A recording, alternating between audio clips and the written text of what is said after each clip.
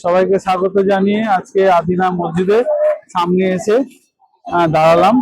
পুলিশি প্রহরার কারণে আমরা মোবাইল নিয়ে ভেতরে ভিডিও করতে পারলাম না, আপনাদের দেখাতেও পারবো না। বাইরে থেকে যতটুকু পারছি ততটুকুই আমরা দেখাবো। আমি ক্যামেরাম্যানকে বলছি খুব সুন্দর করে দেখাতে ছবিটাকে।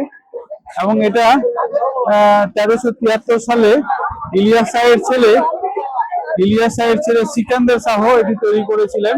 তিনি আরব এবং পারস্য থেকে এসে নিজেকে মনে করতেন নিখুঁত একজন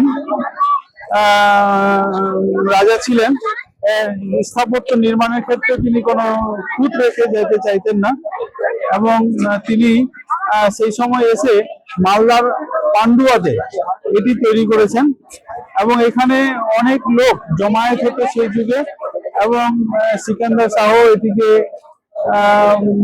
তার ডেমনস্ট্রেশন দিতেন এলাকার লোকজনদের উপরে, এবং তার যে মতবাদ ছিল সেই মতবাদটা তিনি প্রচার করতেন।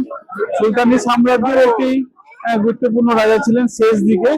1206 সুলতানি সাম্রাজ্য শুরু হলেও আমাদের দেশে 1373 সাল নাগাদ এটি নির্মিত হয়েছিল, এবং বিশাল এলাকা জুড়েই আছে, এবং এটা চতুর্ভুজ আকৃতির, 4টে কোণা আছে, 4টে কোণে এটাকে তৈরি করা হয়েছে।